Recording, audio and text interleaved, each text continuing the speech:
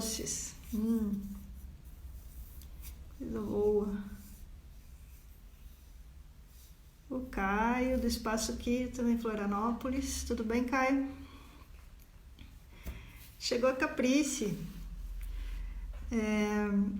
Eu vou tentar a Caprice te puxar para dentro, tá? Vamos ver se você recebe aí meu convite.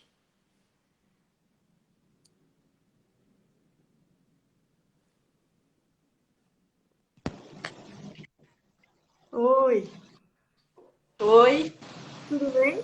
tudo e você? Tudo bem, com frio, mas tudo bem.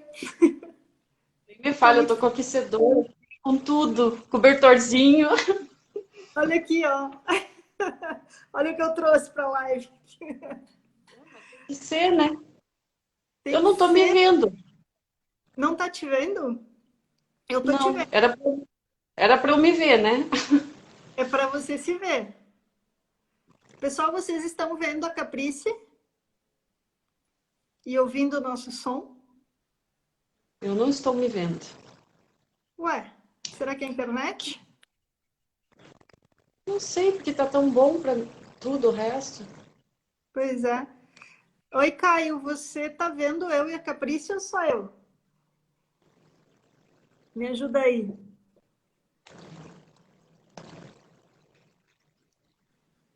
Tá vendo nós duas? É alguma coisa na tua tela, não tem. Não, não vai estar tapada, porque senão eu não te veria. Pois é, E tem um deixa eu barulho de ver. água. Mas aqui não é. Não tem nenhuma goteira aqui que eu saiba. Eu parece um rio correndo. Nossa, que estranho. Deixa eu Tá. pensar o que que pode ser.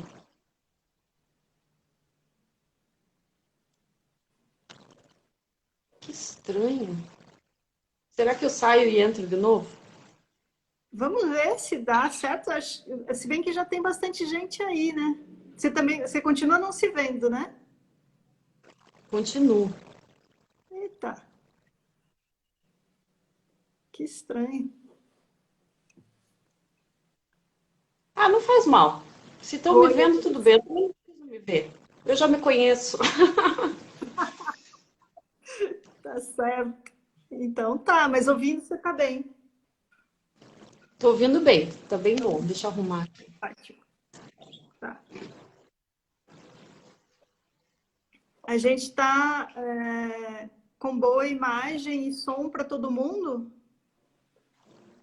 Tá tudo tranquilo? Ok. Oi, Elis, tudo bem? Pessoal, conta pra gente de onde vocês são, de onde vocês vêm. Vamos conversar um pouquinho até que o pessoal vai chegando, até às 7, daí a gente já começa. A Elis falou que tá tudo bem para todo mundo lá. É só você que não vai se ver. Pois é. Elis, minha amiga. Coincidência, Vanessa. a Eliette. Ah, Eliette. Ai, que bom. Todo mundo aí, meus amigos. É isso aí, Bom, amigos são nessa hora, comparecem. é. Manuel, tudo bem, Manuel? Elis, Priscila é tua irmã, né? irmã. Ah, oi Priscila, tudo bom? Por isso, tá me vendo? Porque eu não tô me vendo. Oi, Que ótimo. Eliette, Manoel. Bom, então estão me vendo. Não sei o que que é que aconteceu aqui. Estou te vendo, deu algum pau na transmissão aí, mas é melhor a gente não desligar, porque esse horário é um horário de pico, e aí de repente a gente perde o nosso embalo aqui, que tá super bom, tá bem É, fluido. estraga tudo, né? Se tá funcionando, vamos deixar assim. É, melhor, eu acho. Legal. Gente, sim, vejo as duas lindas. Que bom, que bom. Gente, esse frio que tá aqui, hein? Nossa, tá muito frio. Muito frio em Curitiba. Tem alguém que não é Tá. de Curitiba aí? Todo mundo aqui? Ontem eu estava assistindo uma live da Tereza Cristina com a Mônica Salmazo. Maravilhosa live, assistam. Aí a Tereza Cristina lá, sei lá onde ela estava, se é Rio, São Paulo, onde é que ela estava de bolsa de água quente. Eu falei, eu vou fazer também aqui, ó. Porque Pena que eu não nessas... pensei nisso antes. Tá muito Eu liguei o frio. aquecedor. Eu liguei o aquecedor aqui um tempo antes para esquentar o quarto, porque isso aqui tava um iglu gelado. Oi, Luiz, tudo bem? Seja bem-vindo. A gente só está dando um tempinho, mais um minutinho, a gente já começa, né? Eu vi que você está participando da Feira Mística, né? Já foi? Foi não? Foi? Vai ser agora dia 24 a 26 de julho. Você vai participar? Não, não, não vou. Que legal, que bom. Mais uma live. Pois é. Tipo, Isso. quando a gente tem vergonha, nada como uma pandemia para começar a falar, vai, vai, vai, vai. Agora eu tô Isso, não é? indo, né? Eu não sabia nada sobre essas coisas, absolutamente. De repente, de um dia para o outro, eu tive que começar a dar aula online, porque os alunos, a gente não consegue fazer as aulas presenciais e fazer essas coisas aqui, né? Eu falei, bom, agora só resta aprender, né? E vamos lá. Você faz pelo Zoom a aula? Ou é Hã? outro lugar? Você faz pelo Zoom? Não, eu uso o GoToMeeting. É um programa parecido com o Zoom, né? E estou usando lá agora. Eu achei ele mais. Tem menos gente usando e me pareceu mais. O Zoom andou caindo em umas aulas que eu fiz e tal, e daí eu achei que o GoToMeeting estava respondendo melhor. O Caio falou que lá em Floripa tá frio também. A Carol Meluna. Tudo bem, Carol? Ó, Dani. E aí, Dani? Tudo bom? Tô te devendo. Toda vez que você vem pra live, eu tô te devendo alguma coisa, né, Daniel? Hoje eu tô te devendo patrapota.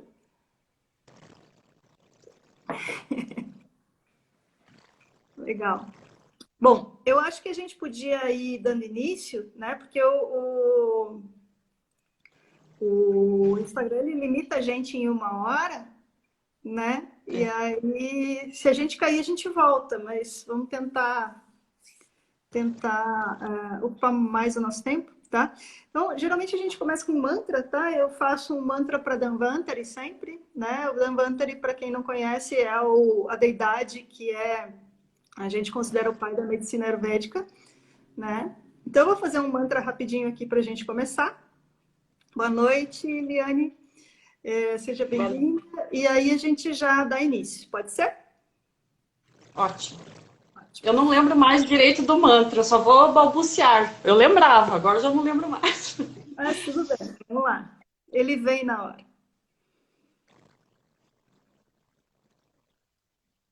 Om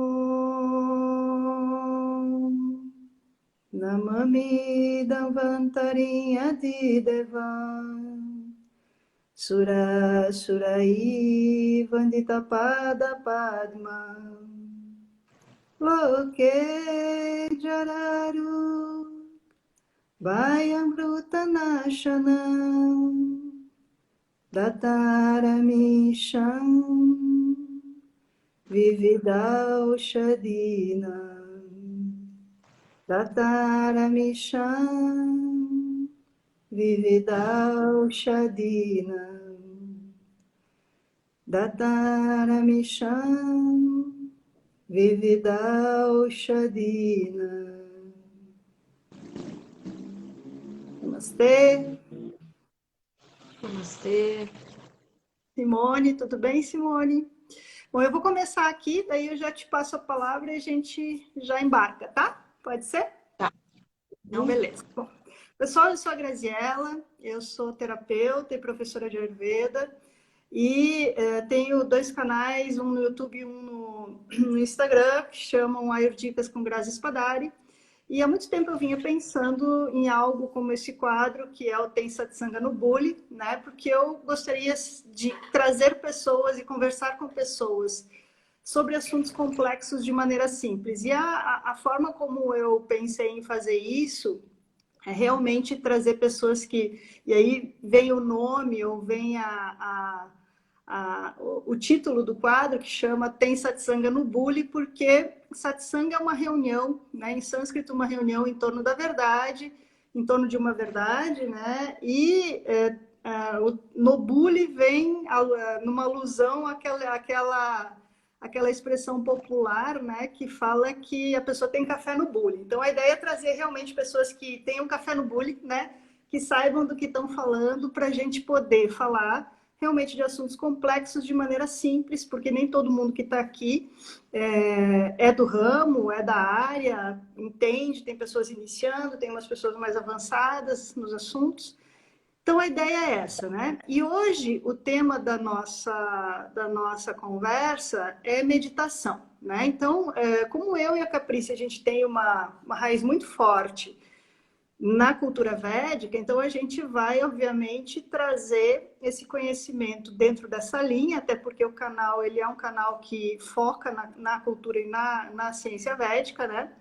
Então, a gente vai trazer essas terminologias védicas, e isso não impede que ao longo da conversa aqui a gente entre em outras linhas, vamos dizer assim, do termo meditação, né? Então, em sânscrito, meditação chama dhyana, né? É o termo em sânscrito para meditação, né? Dhya significa pensar, então a gente pode, uma tradução possível, assim, seria uma concentração, né? Se concentrar em Deus, mas não o Deus religioso, né? O Deus da divindade interna, a divindade de cada um, né? E a meditação ela vem ganhando uma popularidade muito grande atualmente na nossa sociedade, né? Devido aos inúmeros benefícios que ela traz, né? A gente já tem inúmeras pesquisas que demonstram, né, esses benefícios, os benefícios da meditação no apoio ao tratamento, inclusive de doenças, como doenças emocionais e psicológicas, né, como a depressão, a ansiedade, né, ou doenças autoimunes, enfim, a meditação ela está sendo colocada e sendo trazida à baila com muita intensidade, cada vez mais, graças a Deus, a deusa, e todas as energias que a gente pode agradecer por isso, né? Ela vem meio que sendo tomada como um antídoto para essa nossa vida moderna, né? Então eu trouxe aqui hoje para conversar com a gente no Tem Satsanga no Bully a Caprice. A Caprice é uma amiga de longa data, a gente passou um bom tempo sem se ver, né? Um bom tempo sem se falar, até que eu acho que há uns 3 anos atrás eu te encontrei por acaso, né? A gente conversou e eu queria fazer umas terapias com você e tal. Acabou que não deu certo. E aí a gente começou a ter uma interação maior agora. E a Caprice é uma mulher, é uma pessoa que eu admiro pela postura dela, postura pública diante desse momento que a gente está vivendo, né? Essa atual conjuntura histórica que a gente está enfrentando. É uma pessoa que eu e ela, nós temos pensamentos em comum a respeito de tudo isso que a gente está vivendo no Brasil e no mundo, né? E aí a gente começou, então, a se aproximar de alguma forma, pelo menos virtual, e aí ela lançou um livro e tudo mais, e a gente resolveu chamar a Caprice para conversar com a gente. A Caprice é graduada em psicologia, ela tem formação em yoga, e estudou psicologia budista tibetana, psicologia transpessoal, yoga e meditação na Índia, né? Mestre Reiki, atua como psicoterapeuta de orientação junguiana e transpessoal e conduz práticas de meditação individuais e em grupo, né? Caprice, ano passado, lançou um livro, o livro se chama A Montanha Sagrada, As Experiências da Consciência, né? Onde ela promove, até ali o livro, depois a gente mostra Com a capa, mais... a capa, essa capa linda. Minha irmã artista. Né? Nesse livro ela vai promover, então, reflexões sobre a saúde mental e as questões complexas da existência, né? como as profundas transformações que a gente sofre, as doenças, a morte, né? E nesse livro também ela ensina técnicas de meditação e algumas diferentes maneiras de perceber o ensinamento que cada uma dessas transformações traz para a gente. Então, Caprice, eu queria, antes de tudo, te agradecer profundamente por estar aqui, né? É muito bom estar aqui contigo. Saiba que eu aprendi a te admirar muito, justamente por essa tua colocação pública de tudo que você vem colocando nas redes e tudo mais, e sempre de uma forma amorosa, com palavras boas e construtivas, né? Então, gratidão, né, por vir aqui atender meu convite, né? E eu queria começar sobre isso, né? Vou te passar a palavra já, se você quiser introduzir antes mais alguma coisa que eu tenha esquecido de falar, tudo bem, né? Eu só vou te lançar a pergunta, daí eu te passo a bola. Eu queria começar, então, Caprice, falando sobre as raízes, né? Muitas coisas hoje em dia elas são chamadas de meditação, né? E aqui a gente não vai determinar sentido de valor, porque muitas delas são maravilhosas, têm resultados incríveis, né? Mas ainda assim não são meditação, né? Segundo o termo que o yoga, né, que é a base de onde a gente vai trazer esse conhecimento, né, preconiza, né? Para o yoga, meditação é um conjunto de práticas específicas que estão descritas num tratado que chama Yoga Sutras de Patanjali, né? Mas antes da gente entrar no aspecto clássico, no aspecto histórico e clássico da meditação, eu queria que você pudesse falar para a gente o que é meditação para você, né? A Caprice, dentro da sua experiência de psicóloga, terapeuta, professora de yoga, e que trabalha com meditação, o que ela é para você? O que é a meditação? E aí, se Bom, para você mim, quiser falar mais alguma coisa, fica à vontade, tá?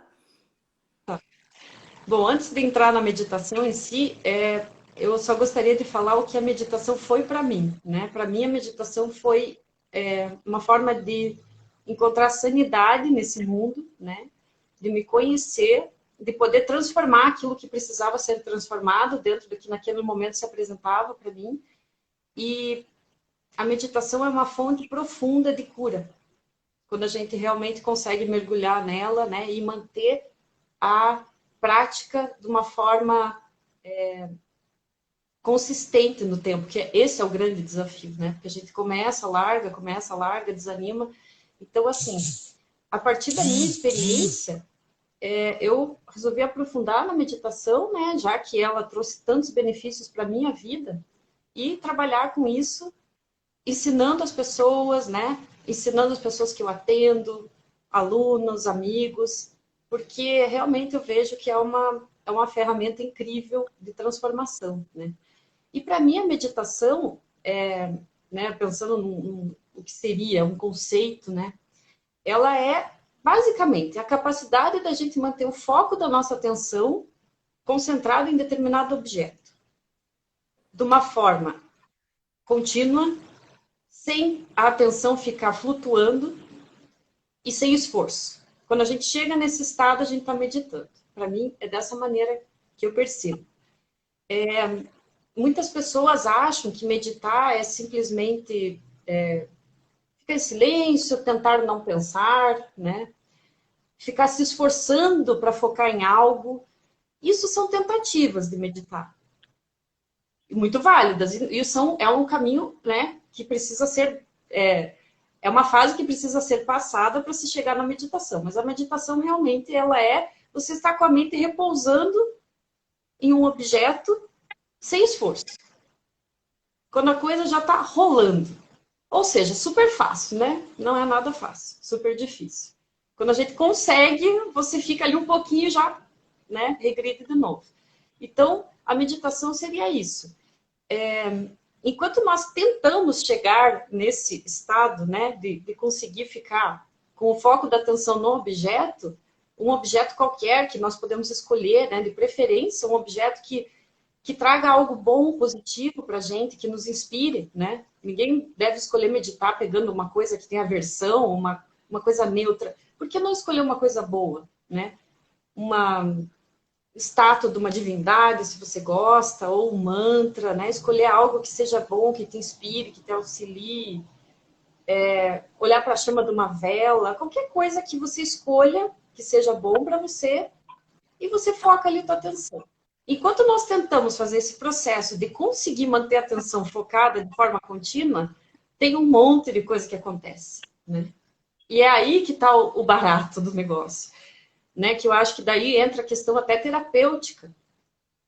Tudo que nós conseguimos perceber sobre o funcionamento da nossa mente, sobre quem nós somos, sobre as armadilhas que a mente cria, sobre as nossas neuroses, loucuras, né? Apegos, aversões, julgamentos, coisas horríveis que a nossa mente cria, coisas irreais que ela cria.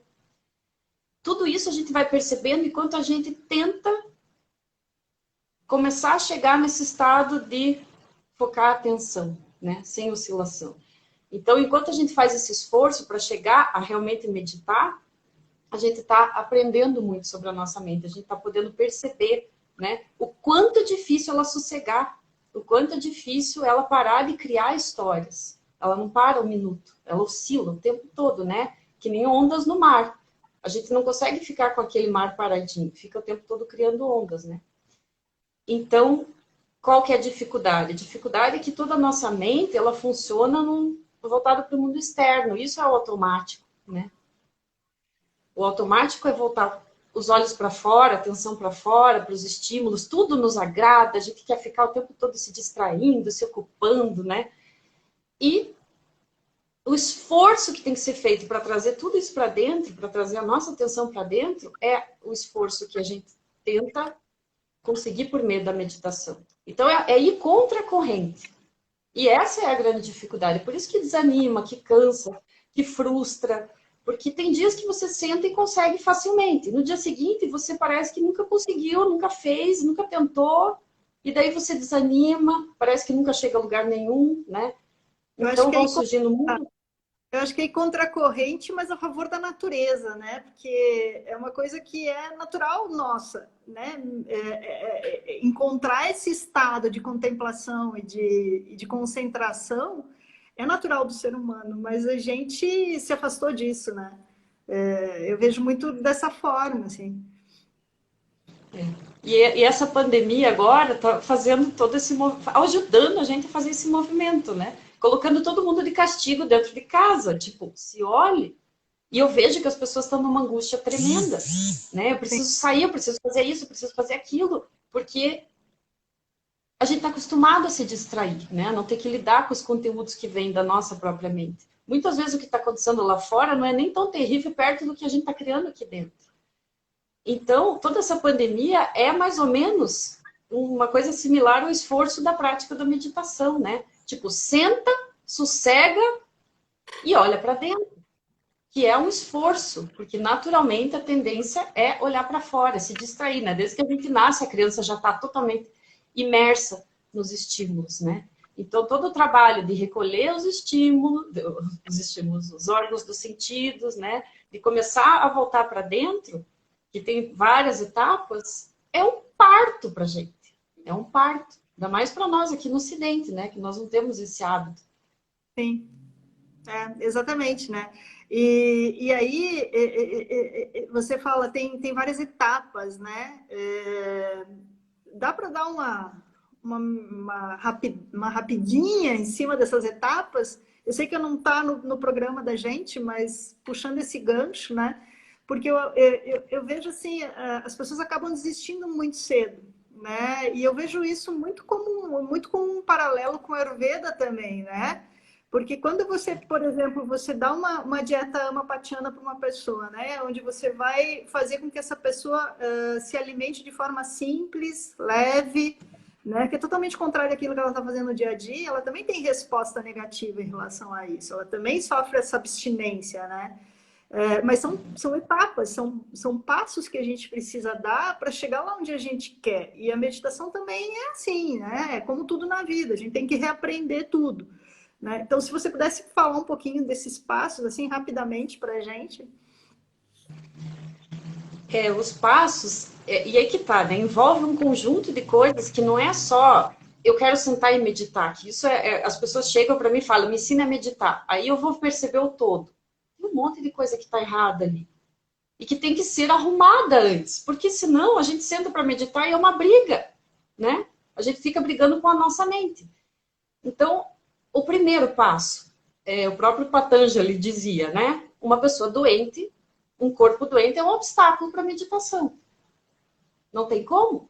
Uma pessoa que senta, não consegue ter uma postura estável, não consegue sentar confortavelmente sem dores, né? Uma pessoa que não está saudável, que tem algum desequilíbrio físico, que vai afetar a mente, vai embotar a mente, ou agitar, ou seja lá o que for que vai fazer.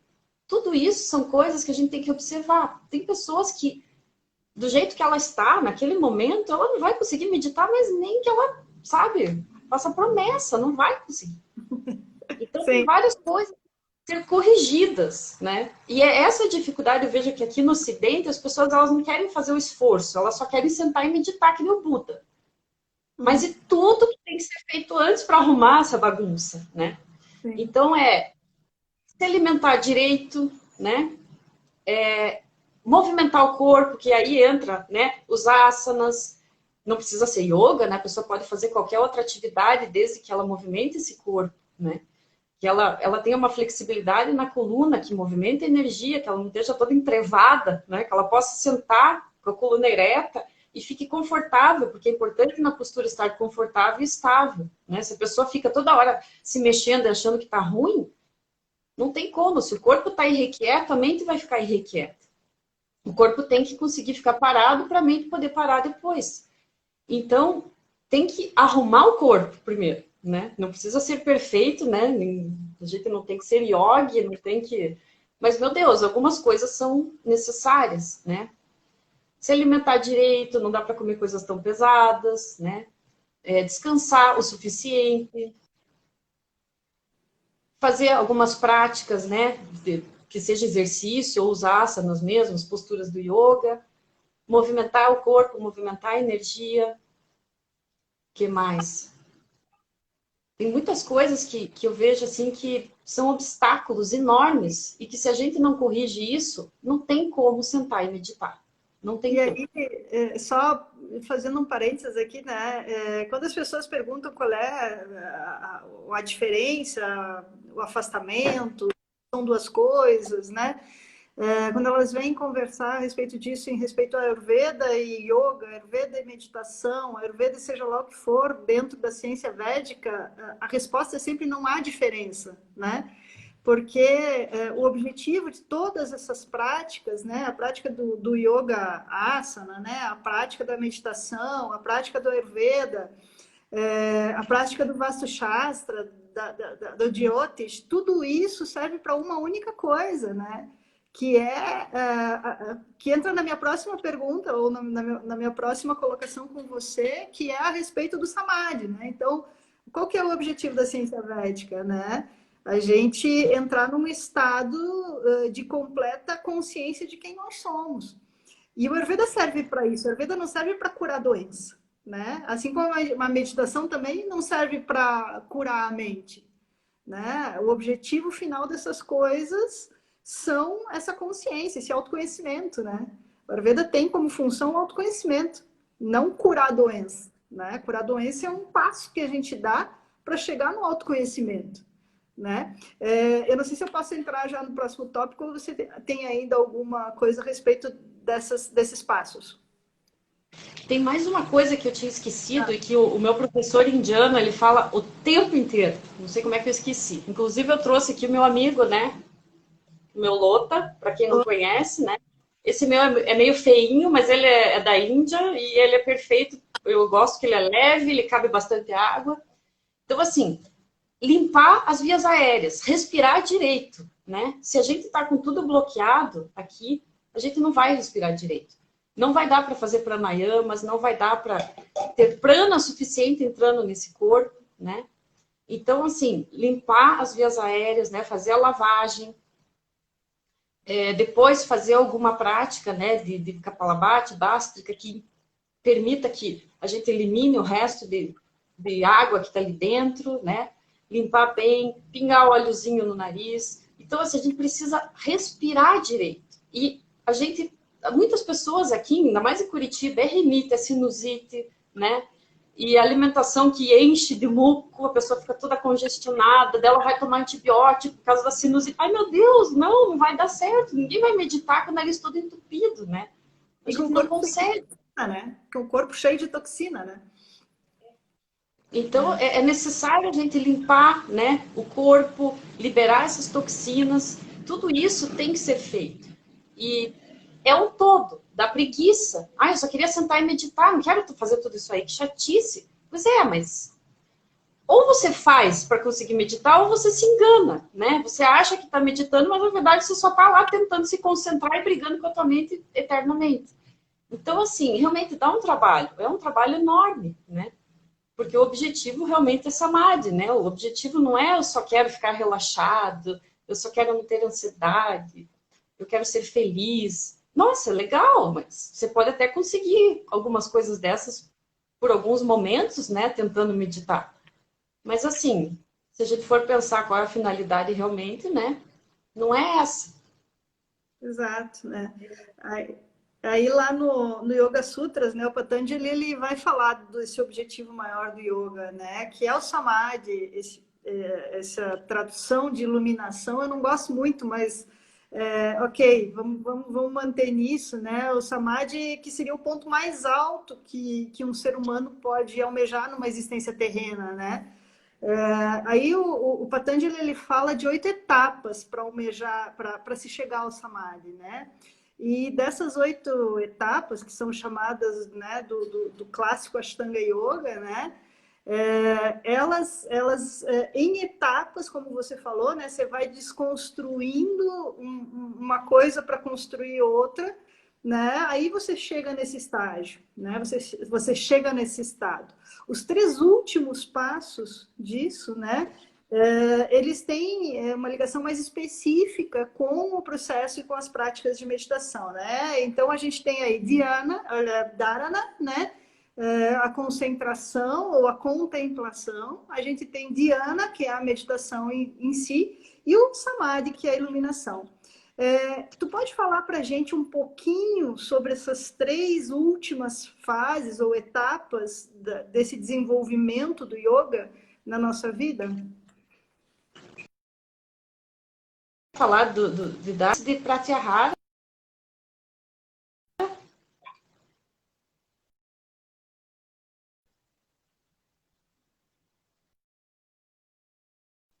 Lá, Travou? alguém ligou. Já resolvi. Já resolvi. Eu vou falar só um pouquinho antes de Pratyahara. Só para a Tá. gente não pular de uma coisa para outra, assim, né? Porque eu estava falando dos asanas, dos pranayamas.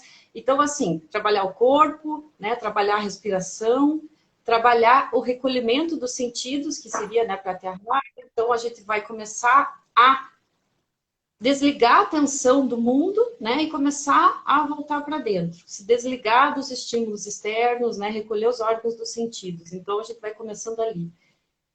Após isso, claro que as etapas elas parecem assim, né, vou terminar essa e começar essa, né, tipo, passei da 5ª série para a 6ª série, mas não é, é um processo, né, contínuo, e às vezes a gente tá aqui, daí volta aqui, daí e às vezes está em 3 ao mesmo tempo, E as né, é coisas tudo. se enlaçam, né? Não tem uma etapa, né? Não é uma separação, né? A gente não está lá tentando fazer algo e de repente eu estou aqui nesse momento. É tudo um Não é processo, né? Que vai acontecendo. de nível, né? Então, assim, a gente vai recolhendo os sentidos e depois nós começamos a tentar focar em algum objeto, né? Um objeto que a gente escolhe que seja o nosso objeto de meditação. A gente tem que ter essa tarefa, que é esse objeto, esse foco. Porque sentar e tentar não pensar em nada é altamente frustrante, é muito difícil, né? Não vai rolar. Então a gente escolhe um objeto, algo, né, que foque a nossa atenção. Pode ser só observar a respiração, pode ser repetir o mantra Om, né, alto ou mentalmente, pode ser observando um objeto, observando uma mandala, qualquer coisa que a gente escolha que tenha um significado legal, que nos ajude, né, a nos manter ali. Então, a gente vai entrar nessa etapa de dharana, que seria a concentração, né? A atenção focada. A gente vai fazer esse esforço de manter a atenção naquele objeto escolhido. Nessa etapa, existem oscilações. A gente flutua, a atenção flutua. A gente, por exemplo, estou lá fazendo trataka, olhando aquela chama da vela. E, de repente, estou viajando. Esqueci que a chama da vela existe. Né? E tô lá pirando e pensando mil coisas, daí passou 10 minutos, meu Deus, eu tenho que voltar a atenção para a chama da vela. Então é um eterno catar a mente de volta, né? Focar de novo, oscila, flutua essa etapa, então a gente ainda está com muitas interrupções, né? O fluxo da nossa atenção não é contínuo. Então a gente ainda está ali nessa coisa intermediária, tentando manter a atenção focada, mas a mente está flutuando muito ainda, né? A dificuldade é essa. E o que acontece? Muitas pessoas acham que meditar é isso. É tentar ficar trazendo a atenção de volta. Oficialmente, não, né? Não é isso. Isso daí é uma etapa, mas ainda não é a meditação. Isso daí é ainda uma tentativa, né? É um passo que a gente está tentando dar em relação à meditação. Muitas vezes a gente tenta meditar, eu sento ali no meu tapetinho de manhã e só fico nisso, e não saio disso. E canso e fico irritada. Muitas vezes a gente fala, meditei hoje de manhã, mas na verdade não saiu dessa etapa. Ou seja, não meditei, oficialmente. Mas depois que a gente consegue ficar um bom tempo ali, né? Um tempo que vai variar de pessoa para pessoa, não tem como saber. Às vezes a gente consegue sentar e rapidamente já sai dessa etapa, às vezes fica o dia inteiro brigando naquilo e não sai. Então, assim, quando a gente consegue sair dessa etapa, a gente vai entrar em dhyana, que seria a meditação propriamente dita, né? Aí, o foco da nossa atenção está ininterrupto. A gente está com a atenção fluindo para o objeto continuamente, sem nenhuma oscilação. Então, você se torna um observador daquilo. Você se percebe, você não é um com o objeto, você percebe o objeto, mas esse fluxo, ele é contínuo, não é interrompido. Então, a mente já não oscila mais, a gente já não fica tendo que catar a mente de volta o tempo todo, né? A gente consegue ficar ali em contato com aquele objeto continuamente, e isso é maravilhoso quando acontece, né? E o que é legal desse estado é que quando a gente está ali nele, a gente consegue conhecer aquele objeto, como se esse objeto, isso é difícil explicar, né? Ele se mostrasse para a gente vai entendendo o que aquilo significa, né? Ele vai se mostrando, se revelando para a gente, esse objeto. Então, a gente vai adquirindo um conhecimento sobre aquilo que a gente está meditando. Um outro processo começa a se desenrolar. Então, é super legal. É difícil chegar aí, mas quando a gente chega, é incrível, né? Começa a se desvelar uma outra coisa ali. Então, a gente vai começando a criar, assim, uma consciência, né? De ser a testemunha. A gente vai testemunhando algo que está acontecendo. E quando a gente consegue se manter nisso pelo tempo necessário, a gente daí pode ir para a Samadhi, né? Que seria a última etapa, que não é por nada, mas não é fácil chegar ali, né? Às vezes a gente até consegue em alguns momentos na vida, mas totalmente temporário. E o que seria o Samadhi, né? Seria quando o objeto, o observador e o ato de observar se tornam um. Quando a gente se torna um com aquilo, a gente se perde na experiência. Essa pessoinha aqui, né, essa identidade pessoal, ela se perde. O observador, ele desaparece. A gente não tem mais um eu que está observando, né, ou que está pensando e viajando o tempo todo. A experiência nos absorve. E nós somos um com tudo aquilo. Então, o que acontece, né? A gente não pode pensar que o Samadhi mesmo seria só essa coisa, né? A iluminação e tal. Existem outros samadinhos, né? Menores, assim. Os mini samadhis. Aqueles, né, que dão, assim, um gostinho de como que deve ser a coisa mais legalzona mesmo, né? Tem os samadinhos que a gente tem na vida. Às vezes até de uma forma totalmente, né? Sem esforço. Você está tentando escrever algo e vem uma inspiração. E você é tomada por aquilo, e você se torna um com aquela ideia, e você é absorvida por aquilo, você se perde o teu senso de identidade por alguns momentos, né? Às vezes você está apreciando uma obra de arte, você tem um lampejo criativo, ou você está vendo uma coisa muito linda na natureza e você se mistura com aquilo. Você se esquece quem você é. Por aqueles momentos, isso é um mini samadhi, né? Só que isso é temporário, né? Não é duradouro e não é o objetivo final do yoga, né? Isso é só um gostinho, todo mundo passa por isso. Mas esse não é o objetivo final. O objetivo final seria o grande, né, samadhi, seria um samadão mesmo, né? E que ele dura, né? Ele é muito mais sutil, ele não está preso a nada externo, né? E ele dura. Ele não vai acontecer e depois ele vai desaparecer, porque os pequenos, eles fazem com que a gente se apegue, né? A gente teve aquela experiência massa e a gente quer repetir. E aí, o que nós estamos fazendo? Criando apego e criando sofrimento, porque daí a gente não vai conseguir repetir aquele treco, ou consegue num dia, no outro não consegue, né? Que nem querer comer um chocolate gostoso todo dia. E daí no dia que você não consegue, você fica mal, né? Então, é uma coisa bem complicada. Eu ainda quero fazer, a gente vai fazer, se você quiser, uma live sobre isso, né? Para a gente conversar sobre psicologia ayurvédica e a psicologia moderna e a psicologia do yoga, como que a gente consegue fazer um bem bolado aí, porque esse assunto da mente e das emoções, né? Ele é muito rico nesse conhecimento, né? O conhecimento da mente debaixo de um guarda-chuva védico, eu vejo ele como essencial para o ser humano, sabe? E ele é muito pouco conhecido, e quando é conhecido, ele é conhecido num nível intelectual e teórico que as pessoas não conseguem acessar aquilo. Né? Como é que eu uso esse negócio? Né? Que lindo que é isso, que lindo que é abstrair os meus sentidos. Tá, mas me diz como é que eu faço, como é que eu chego lá? Né?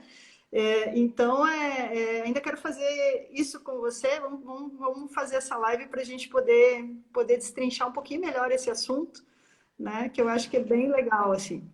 E aí eu queria voltar um pouquinho, Caprice, no assunto Pratyahara, porque essa abstenção dos sentidos, né, ao mundo exterior, ela é muito ayurvédica, vamos dizer assim, entre aspas. Né? O Ayurveda ele vai dizer que a primeira causa das doenças está no mau uso, né, dos sentidos. Porque existe uma ponte aí, né? Uma ponte entre qual é a minha porta de entrada no corpo? A minha porta de entrada das experiências materiais é através dos meus sentidos, né? Então, tudo entra através dos meus sentidos.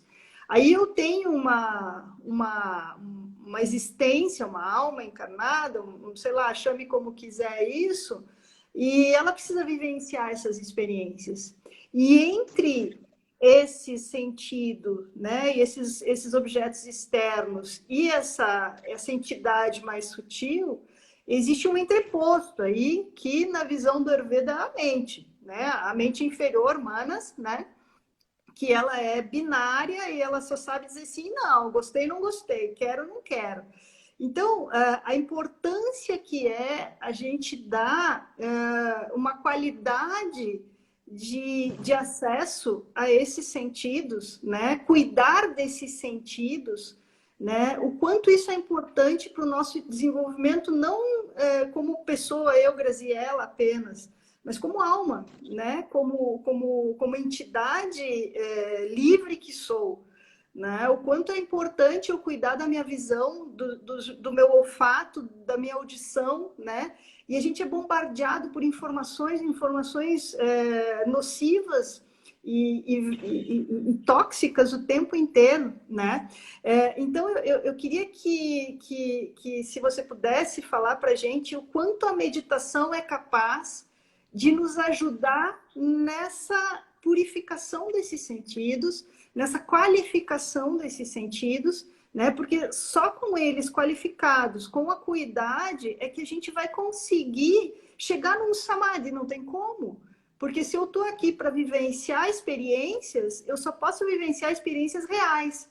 E quanto mais as minhas portas de entrada estejam limpas, mais essas experiências serão reais e mais eu vou usufruir enquanto alma. né? E vou atingir o objetivo. Então, como que a meditação pode ajudar a gente nisso?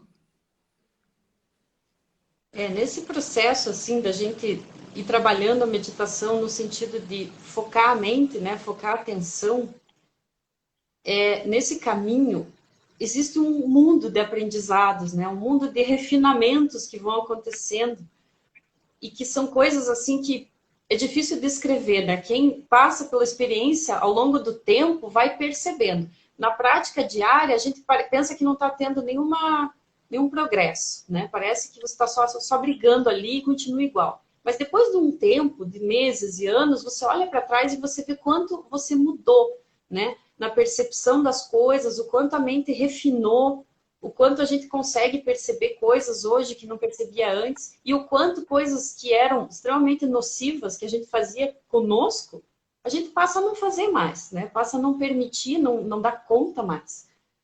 Então vai sutilizando tudo, né? Os nossos órgãos dos sentidos vão começando a desejar coisas diferentes, né? A gente vai precisando se alimentar fisicamente, visualmente, de coisas mais sutis. A gente começa a precisar de coisas diferentes, coisas que eu vejo na minha vida há uns 10 anos atrás que eu comia ou que eu podia assistir ou ler. Hoje em dia, meu Deus, eu não sei nem como que eu conseguia, nem parece a mesma pessoa, não dá, nem a mesma quantidade de comida eu não consigo ingerir como era antes. Tudo vai mudando, né? Porque a gente vai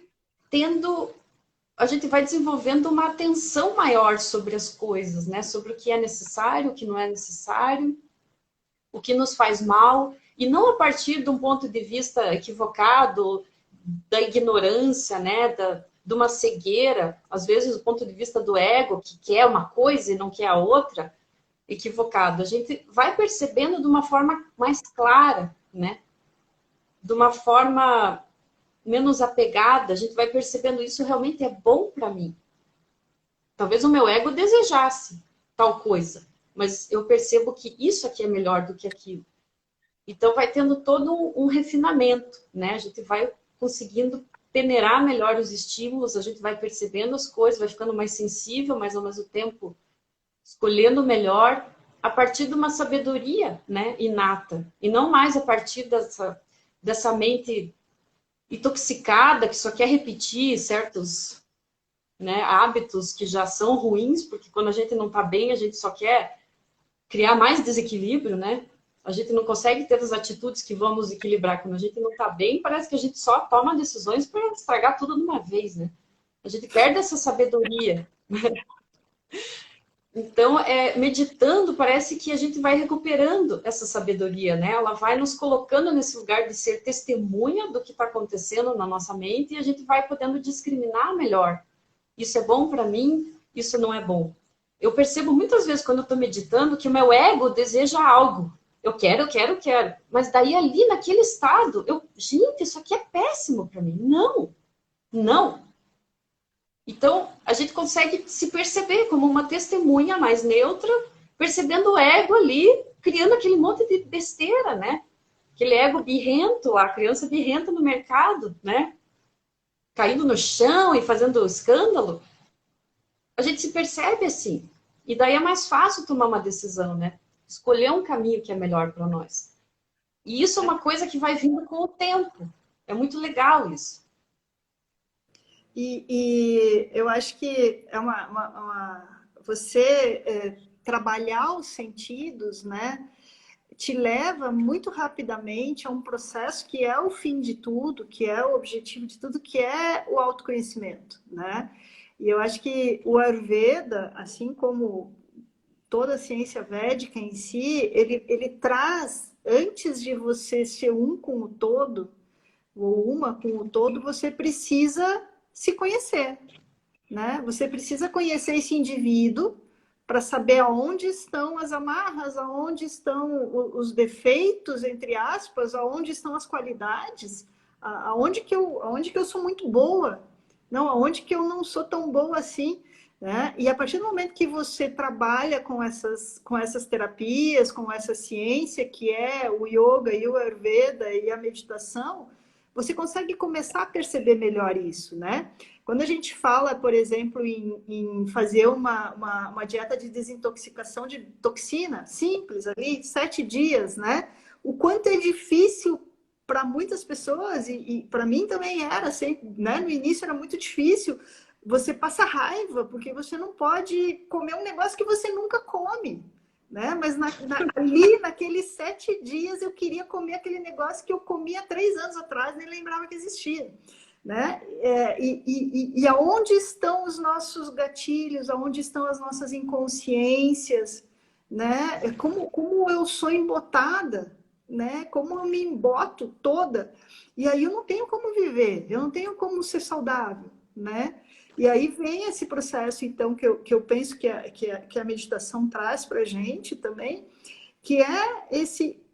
porque você está, de certa forma, contemplando uma realidade, né? E contemplar essa realidade, ela dói no início, né? Mas depois ela te leva para um caminho de flores, vamos dizer assim, né? Porque você encontra paz, você encontra mais felicidade, encontra mais saúde, né? O objetivo da coisa é o autoconhecimento, eu acho, né? Então, dentro desse processo, assim, né? E aí entra uma questão, assim, que eu sempre escuto, né? E muitas pessoas, elas têm uma grande dificuldade em começar a meditar, né? Como você mesma vinha dizendo, né?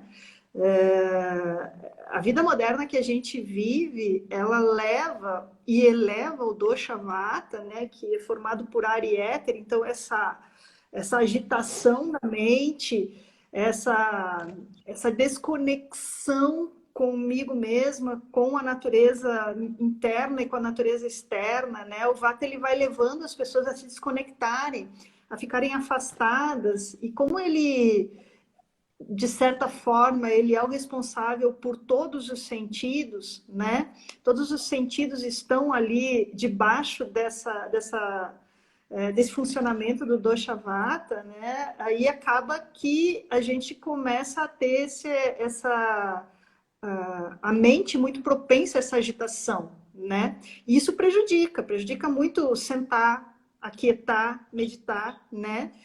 O que você diz para as pessoas que querem começar e não conseguem? Como que elas começam? Quais os passos? O que eu faço primeiro? Né? Para onde eu vou, para onde eu corro? Né? Eu, sinceramente, não vejo outra saída a não ser aquilo que a gente falou um pouquinho antes, né? No começo, a gente precisa de apoios que vão passar pelo corpo, né? A gente vai ter que trabalhar esse corpo. Não tem outra saída, né? O nosso corpo é o veículo que a gente tem aqui. Não tem como, a mente não está desconectada. Se o corpo está agitado, se o corpo está entrevado, se está cheio de dores, né? Cheio de toxinas, a mente vai ficar agitada, a mente pode ficar embotada, ou seja lá o que for. Então, assim, a gente vai ter que cuidar desse corpo, né? A gente vai ter que se alimentar de um jeito adequado, a gente vai ter que perceber o que é bom para nós nesse momento, né? Corrigir alguns desequilíbrios, a gente vai ter que ver se está respirando direito, vai ter que movimentar o corpo. Eu, mesmo como psicóloga, eu sempre digo para as pessoas que eu atendo, vocês precisam se exercitar. Pode procurar o que quiser, né? Não precisa ser yoga. Tem gente que nem gosta. Mas vai fazer alguma coisa, pelo amor de Deus, mexa o corpo, movimenta a energia, pelo amor de Deus, porque sem isso nem o trabalho psicoterapêutico não anda. Não anda. Não tem como. Não adianta a pessoa sentar na minha frente uma vez por semana, toda dura, rígida, cheia de dores, com a energia toda parada, ela não consegue nem raciocinar, né? Então, assim, precisa mexer, movimentar esse corpo, né? E sempre, não é 2 vezes por semana. De preferência, todo dia. Tem que movimentar, né? Tem que respirar, tem que comer direito. Não precisa também, né, comer 3 folhas de alface, pelo amor de Deus, né? Isso nem é bom. Mas a pessoa tem que observar tudo isso que ela está ingerindo, né? O jeito que ela está respirando. A maior parte das pessoas aqui no Ocidente não sabem respirar. Você pede, respire profundamente. A pessoa respira no ombro, ela não respira no abdômen, né? É praticamente impossível a pessoa conseguir fazer uma respiração mais rápida, né? Tipo, algum pranayama que seja mais rápido, a pessoa não consegue, ela nem sabe que ela tem um abdômen, ela não sabe nem levar a consciência dela, a atenção dela para o abdômen. É como se não existisse. Então, ela precisa aprender a respirar, ela precisa respirar profundamente, ela precisa ter consciência do corpo, né? Para que esse corpo, uma vez que ele esteja mais ou menos no equilíbrio, que ele esteja flexível, ele possa sentar para fazer uma meditação, ele possa estar estável, confortável, né? Que é essencial para a pessoa poder, com o corpo estando tranquilo, sossegado, paradinho ali, sem ficar o tempo todo se mexendo, aí a mente, por consequência, vai poder parar também. Agora, se o corpo está todo cheio de problemas e de dores, a gente só vai ficar brigando com o corpo, né? É que nem no Vipassana. Você senta lá, 2 horas depois você já está quase tetraplégico, com dores em tudo. Eu, quando fui, eu achei que ia sair de cadeira de roda, porque tinha dor no corpo inteiro. Eu pensei, eu nunca mais vou andar depois que eu sair daqui. Eu não conseguia meditar, era só dor no corpo. Né? Então, assim, com dor no corpo ninguém medita, a gente só sofre. A gente fica lá se odiando, né? Se julgando. Medite sobre a dor no corpo. Não, a gente não consegue, né? Poderia tentar, mas é difícil. Então, assim, tem que arrumar as coisas, né? A gente não pode pensar que a gente só é uma grande cabeça pensante, uma cabeça que vai meditar. Essa cabeça está ligada no corpo. Então, tem que desintoxicar esse corpo, né? Tem que respirar direito. Ah, não consigo respirar, eu tenho rinite. Então, vamos ver o que você está comendo que está piorando essa rinite, né?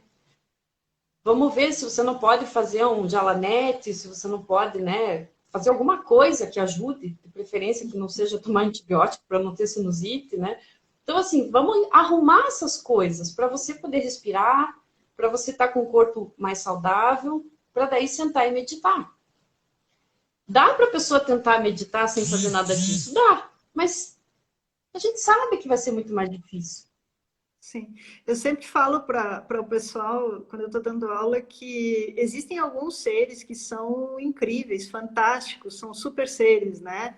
Então você vê pessoas como, sei lá, uma Madre Teresa d'Ávila entrando em samadhi no sofrimento, né? Você vê isso acontecer, mas para a grande massa da população não é assim que acontece, né? A gente essas ferramentas estão aí por causa disso, porque para a grande massa a gente precisa dar condições, né? Dar condições. A gente vai falar um pouquinho mais para frente a respeito da questão social também disso, né? Como é que eu vou meditar se meu filho está passando fome? Né? Fica complicado fazer isso, né? A gente está com 1 minuto e meio, tá? Eu vou só contar, tem uma parábolazinha védica bem rápida que ela fala assim, que a nossa mente, ela está, a nossa mente e o nosso corpo, eles são como um pote de cobre cheio de ghee, né? Então, o corpo é o pote de cobre, a mente é o ghee. Né? Então, se você tem um pote quente e você coloca um ghee frio lá dentro, você vai ter o derretimento desse ghee, ou seja, o corpo afetando a mente. Se você tem um ghee quente num pote frio, você coloca lá dentro, você vai ter o aquecimento do pote. Então, é a mente afetando o corpo. Não tem separação. O Ayurveda vai dizer que desequilíbrios ou dificuldades emocionais afetam o corpo 6 vezes mais rápido do que dificuldades físicas, né? Então é melhor eu comer 5 feijoadas numa noite só do que ter um problema emocional sem solução. Isso afeta muito mais a gente, né? Eu acho que a gente vai fazer o seguinte, Caprice, eu vou derrubar a gente, porque falta 20 segundos, e a gente volta, pode ser? Tá. Uhum. Tá? Pessoal, a gente então dá uma caída aqui, mas voltem que tem bastante coisa para a gente conversar ainda. Até daqui a pouco.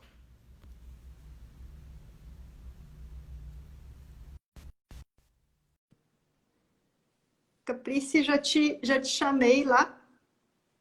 Oi, Ju, tudo bom? Belchiora, tá sempre aí. Vamos só dar um minutinho, pessoal, ter tempo de voltar. O papo tá bom, a gente está curtindo. Maria Natarádia. Legal. Vamos lá. Oi, Ju. Bom, eu terminei falando, então, a respeito ali daquela pequena parábola ayurvédica, né? Mas você estava falando dessas questões físicas e emocionais que precisam ser arrumadas, entre aspas, para a gente poder sentar e ter uma meditação de qualidade, né?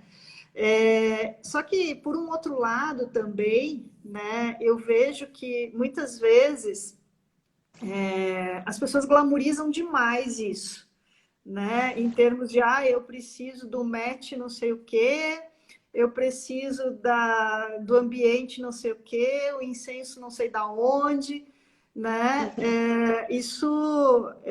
Existem algumas coisas que são básicas, que são essenciais, né?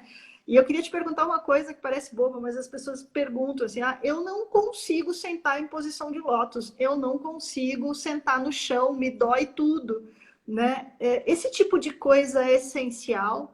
Quem não consegue sentar lá no chão, pode sentar em outro lugar, pode sentar em outra posição. Como é que faz? Olha, para começo de conversa, eu não consigo sentar em lótus também. E eu acho que nesta encarnação, com esse corpite aqui, eu não vou conseguir, porque tem alguma coisa que não dá certo.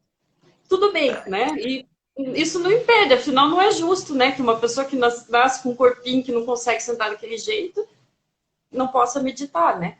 Eu acho que, com exceção dos indianos e de alguns raros ocidentais aí que conseguem facilmente, a maioria não consegue, né? Então, assim, claro que a posição de lótus, né, Padmasana, ela é perfeita, ela é tudo de bom nessa vida. Se a pessoa consegue sentar assim, nossa, já é meio caminho andado. Por quê? Porque a pessoa está com um circuito fechado de energia ali, né, naquela posição. Ela está sentada de uma forma estável, né? Dizem, quem consegue sentar assim, porque eu realmente não consigo, que você senta ali, você fica tá fincado no chão, não tem ninguém que te tire dali. Então o corpo fica super estável, fica confortável, a coluna super alinhada, então é perfeito. Mas os réis mortais que não conseguem, eu inclusive, a gente pode sentar na postura fácil, que é simplesmente com as pernas cruzadas, né? Igual o índio, como a gente chama aqui, né?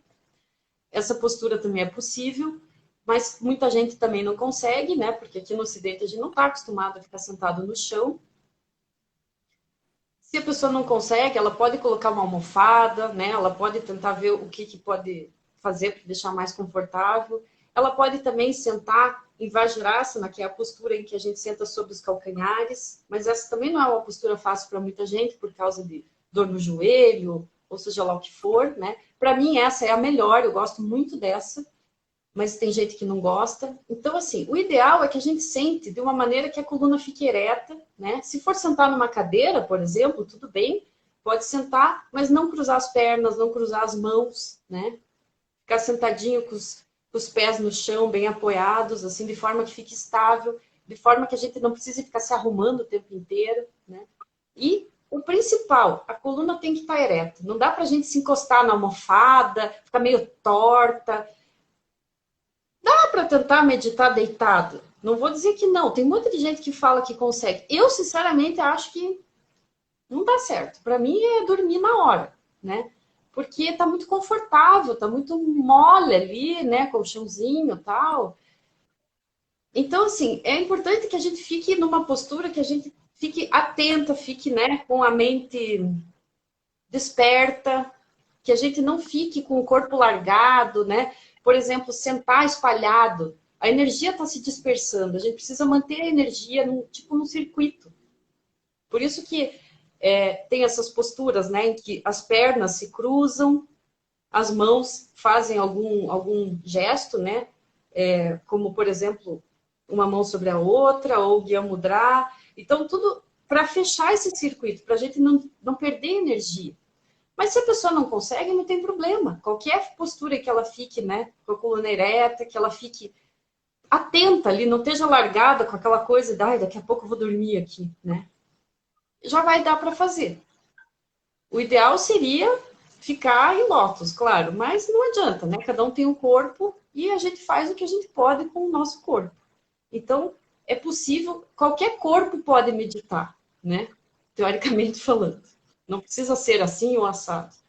O importante é a gente estar numa postura que seja estável, com a coluna ereta e confortável, para que você não fique brigando com o corpo o tempo inteiro, né? Certo.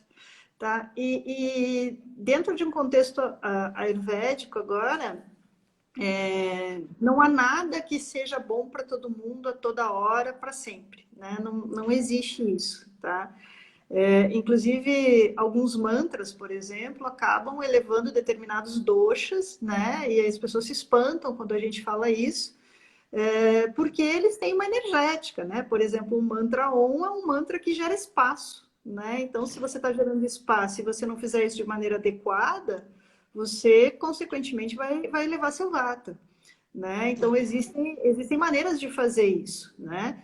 E aí, a minha pergunta para você é: meditar é para todo mundo? Todo mundo deve meditar ou não? Essa é uma pergunta bem delicada, né? Porque eu posso responder ela a partir do que eu aprendi, né? Estudando meditação com meu professor indiano e como psicólogo. E as duas respostas são parecidas. Ele Tá. diz assim, o meu professor ele fala, é só para pessoas que estão em boas condições de saúde física e mental. Claro que não precisa estar perfeito, né? A pessoa pode às vezes estar com depressão, pode estar com alguma doença, né, que não seja tão séria, ou às vezes até uma doença séria. Às vezes uma pessoa, por exemplo, que tem câncer, ela pode meditar. Mas Claro. assim, cada caso é um caso, né? Depende muito de como a pessoa está, das fragilidades que ela está lidando, das dores que ela está sentindo, né? Se o corpo dela tem condições de ficar parado ali, né, sem um desgaste maior. Quanto à questão mental, eu vejo que tem alguns limites, né? Não é para todo mundo. Vou dar um exemplo pessoal, para não falar dos outros. Né? Eu fui para o Vipassana só uma vez na vida. Não sei se eu tenho coragem de voltar de novo. E quando eu fui assim, eu fui muito burra, porque eu fui 3 meses depois que meu pai tinha falecido.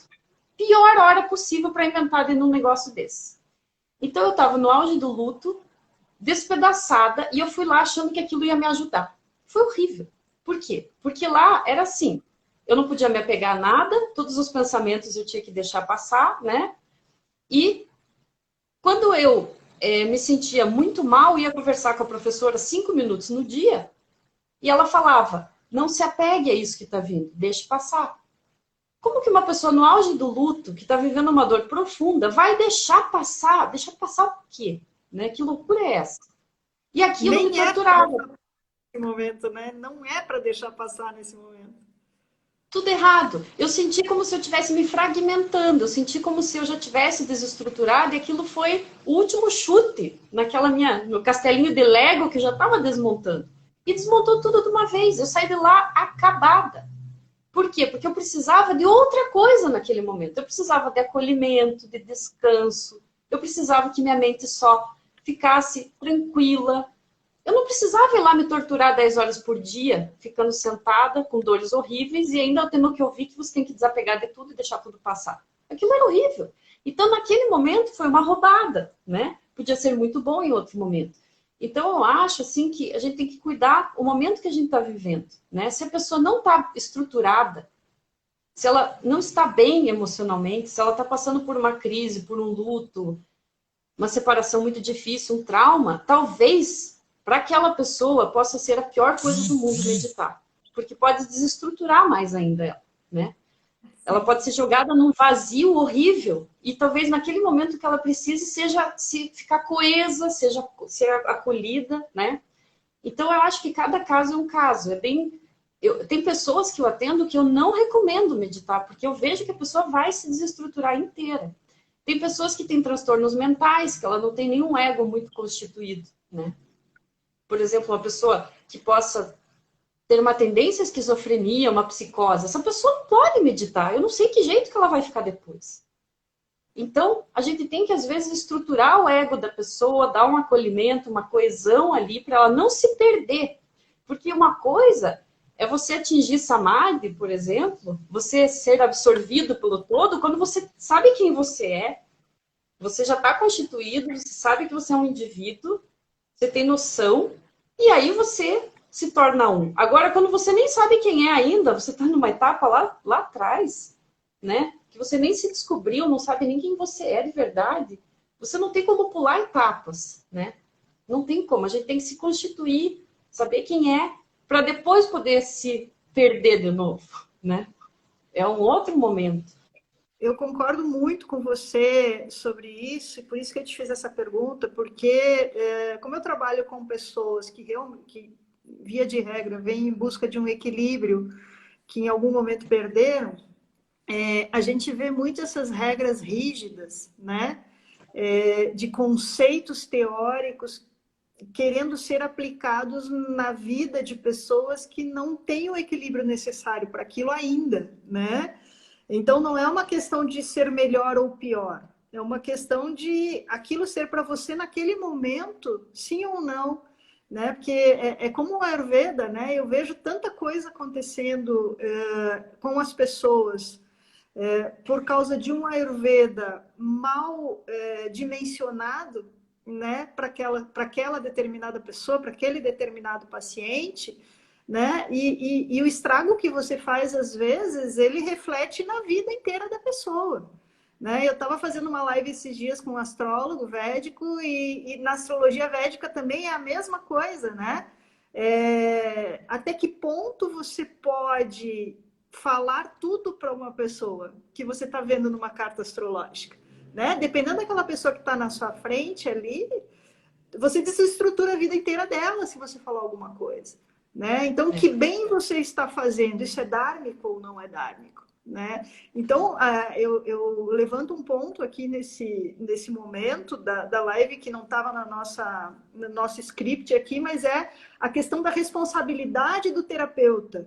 A responsabilidade, a ética e a moral do terapeuta, do professor de yoga, do professor de meditação, né? Que vem com um conteúdo que estudou lá num nível hipotético de vida, né? Muitas vezes não conhece nem a vida ainda, né? E tenta resolver assuntos profundos de pessoas que estão em extremo sofrimento, né? E aí acha que o ideal pode ser aplicado ali naquele momento. O ideal está longe de poder ser aplicado. Né? Então, eu formo pessoas, né? Eu tenho um curso de formação de terapeuta. Então, eu tenho muito cuidado com isso, assim, né? De não entregar para aquelas pessoas uma maleta dizendo que aquilo ali é a salvação do mundo. Porque o Ayurveda é maravilhoso, mas ele não é para todo mundo. Tem gente que não vai se adaptar naquilo ali e vai precisar fazer outra coisa. Né? E tem gente que ainda não pode receber determinadas coisas. Né? A gente tem terapias no Ayurveda, por exemplo, um Shirodhara. Um Shirodhara é uma moda, uma febre, é um negócio que todo mundo quer receber Shirodhara. É extremamente perigoso se ele não for bem dimensionado. Né? Ele pode, você como psicóloga vai me entender isso, você fica ali 40 minutos, uma hora com um fluxo de óleo sobre o Agnya Chakra, que vai atingir diretamente a pineal. Se você pega uma pessoa que está desestruturada, com o ego desestruturado, que resultado você vai ter? Você não tem ideia do que vai acontecer com essa pessoa. Você não sabe onde vai dar isso. Né? Então, o cuidado de ser terapeuta, né? Aquela história de quando você se aproximar de uma pessoa, você está se aproximando de uma alma, você está se aproximando de um ser. Então, cuidado, delicadeza, amor, né? E respeito. E vá até onde pode ir, né? Então, eu já fiz um grande parênteses aqui, vamos voltar para o nosso assunto. Mas é que, realmente, assim, essa coisa... E a gente aprende isso com a experiência, né? A experiência que traz essas coisas para a gente. E aí, a gente entrou nesse assunto, mas a minha pergunta, a próxima pergunta, ela encaixa nisso, né? A gente percebe o mundo através dos nossos sentidos e, como eu falei antes, existe um entreposto aí entre o usufruto dos sentidos, que é da alma, e o próprio objeto do sentido. E esse entreposto é a mente, né? Então, lá no Yoga Sutras também, Patanjali vai deixar clara, né, a importância da mente para a iluminação. Né? Então, para o Samadhi, a importância da mente, né? Então ele tem um slokazinho lá que ele fala que Yoga Chitta Vritti Niroda, né? Ou seja, o estado de yoga contém as oscilações da mente, ele retém as oscilações da mente, né? Como que você consegue, com a meditação, ajudar nesses processos dessa oscilação, né? Acalmar o macaco, né? O macaco maluquinho lá que fica, né? Como que você consegue fazer isso? E você como psicóloga, né? Quais os efeitos da meditação nos processos psicopatológicos? Eu acho que o mais importante, assim, que a gente consegue com a prática da meditação, ou mesmo que não consiga meditar, mas que esteja tentando no esforço ali para chegar no estado, né?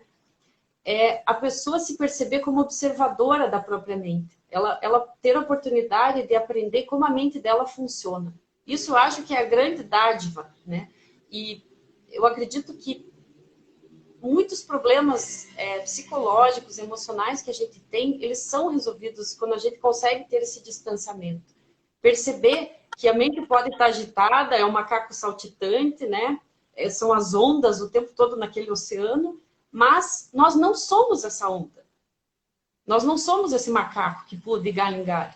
Essas coisas que passam na cabeça, os pensamentos, né? As sabotagens, os medos, as histórias que a nossa mente cria, as armadilhas, né? Apegos, aversões, tudo isso não são o que nós somos.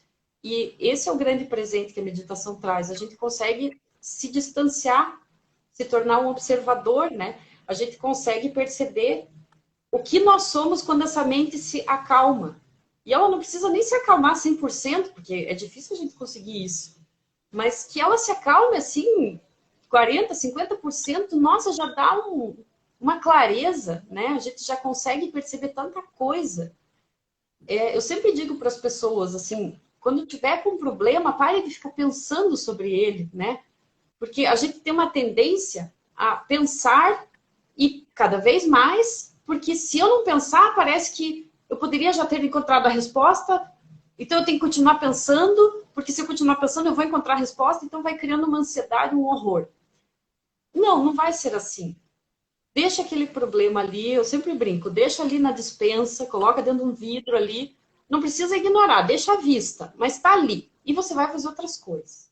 Então a gente deixa a questão ali e pode meditar. E deixa aquilo em aberto, né? E só observa, não precisa pensar. A gente vai ter mais clareza, a gente vai conseguir perceber, se descolar daquilo, porque quando está tudo muito perto, né, a gente está ali embolado com o negócio, ele é muito grande.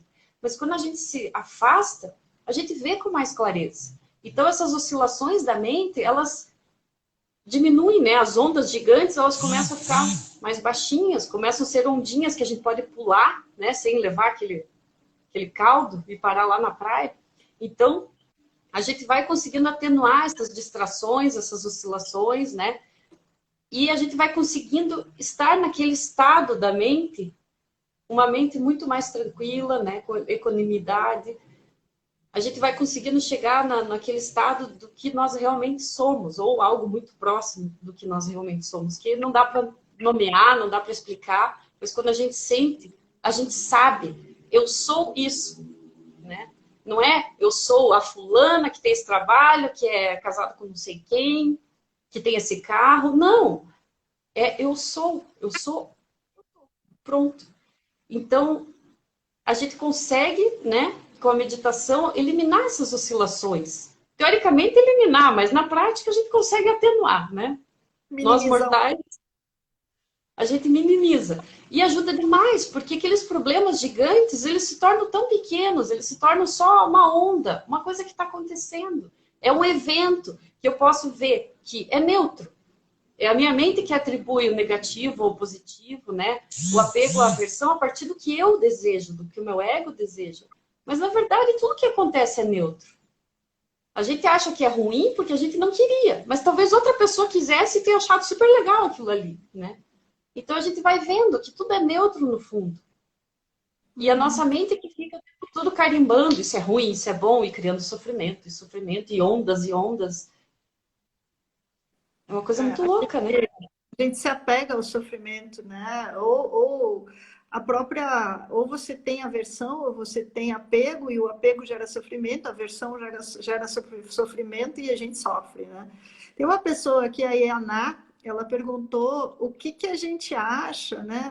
O que que vocês acham sobre as meditações guiadas? O que que você acha sobre as meditações guiadas? Eu acho que tudo ajuda, né? A gente a estar consigo, tentando recolher os sentidos, focando a atenção em algo, porque ali a gente tem que só ouvir e seguir, né? Aquela orientação. Então ajuda muito. Eu só tenho um pouco de preocupação assim quando é algo muito superficial, né? Por exemplo, eu escuto muitas pessoas falando, ah, é porque eu tô conseguindo enxergar luzes, cores, eu sinto meu chakra, porque não sei o quê. Pois é, mas isso não é meditar. No que isso ajuda? Eu sempre falo para as pessoas, tá, mas no que isso está mudando a tua vida? No que isso está mudando a tua mente, o teu relacionamento com a tua própria mente, né? A gente não pode cair na ilusão de achar que está progredindo porque está vendo luzes e cores e mandalas ou sei lá o quê, né? Então, assim, a gente tem que cuidar. É sempre importante lembrar o que é meditação, né? É manter o foco da atenção fluindo num objeto, de forma que a gente pare de ficar com a mente saltitante, oscilante o tempo todo. Então, também não dá para ficar achando que é outra coisa, né? Muitas pessoas acham que estão progredindo, mas elas estão se iludindo, o que também é um dos obstáculos da meditação, né? A gente ficar acreditando que está num patamar, mas não está, né? Fantasiando, se iludindo sobre algo, então tem que tomar muito cuidado para não desviar. A meditação, ela não vai ser super legal, ela não vai fazer a gente ver luzes e cores. Se você quer fazer isso, beba ayahuasca, ou seja lá o que for, né? Você vai ver um monte de coisa. Mas assim, a meditação, às vezes ela é muito chata mesmo, às vezes ela é um saco, às vezes ela é um tédio mortal, né? Você fica ali congelando com dor. E é isso aí, porque a tua atenção tem que estar focada naquele treco ali, né? Então, quando enfeita demais, eu acho complicado. Mas tem coisas que são super legais, que ajudam a pessoa a ir trabalhando esse foco, né? Ou até aquelas que a gente escuta, assim, com coisas, pensamentos bem positivos, coisas super legais, assim, ajudam. Às vezes a pessoa está muito mal, está muito deprê, né? Sim. Pode ajudar, Aquilo, mas às vezes é superficial, né? Mas eu pode acho que ajudar. tem duas coisas, né? Primeiro, aquilo que a gente falou lá no início, né? Talvez não seja meditação, mas pode estar ajudando. Ok, maravilhoso, né? Nem tudo que ajuda é meditação, né? E eu me preocupo um pouco com essas questões de meditações guiadas, com algo que a mim me incomoda bastante no processo terapêutico também, que é a indução, né? Então você está ali de uma maneira muito entregue naquele processo, né? E à mercê de quem está conduzindo, de certa forma, né? Então, os cuidados de saber a quem você entrega a sua energia, aonde você está indo fazer esse tipo de atividade, né? Porque é muito fácil com uma mente num estado semi-alerta, né? De você incutir questões ali naquele lugar, né? Então aí a gente vê um monte de coisa, um monte de absurdo acontecendo em cima desses processos, né? Então eu acho que assim, a primeira coisa é a gente entender que realmente assim, o que é meditação, né? A meditação clássica, aquela coisa toda da meditação. Meditação é isso que a gente vai falar até agora.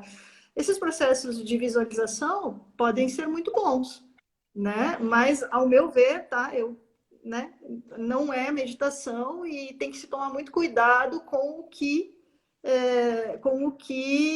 é feito ali, com o seu sistema, né? Tem esse processo também. Deixa eu ver que tem mais uma perguntinha aqui antes da gente.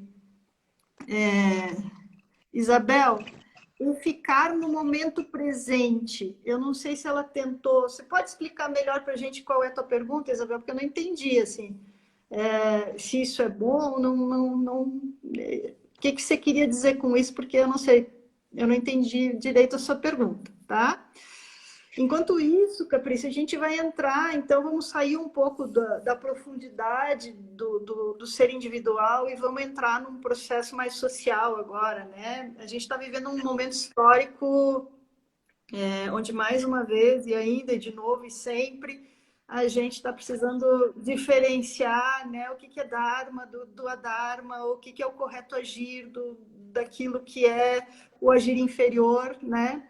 Mas, ao mesmo tempo, a gente vê muitos exemplos de meditação sendo usadas em ambientes, em locais onde a gente nem imaginaria, né? Então, a gente vê meditação em presídio, a gente vê meditação em escola de criança, a gente vê meditação sendo aplicada em grupos de risco, em grupos sociais de risco, né? Você acha, para você, na tua experiência, que a meditação ela pode compor positivamente para as mudanças sociais que a gente tanto precisa atualmente neste planetinha? O que você acha? Eu acho que com certeza, porque nós sabemos que a mudança realmente ela acontece dentro, né? Eu sou responsável por mudar a mim mesma. Eu não posso controlar o que acontece no país, o coronavírus, nada disso está no meu controle. A mudança ela só pode passar pela nossa mudança interior. E como que nós vamos mudar se nós somos ignorantes sobre nós mesmos, se nós não nos conhecemos, né? Se nós não entendemos como a nossa mente funciona?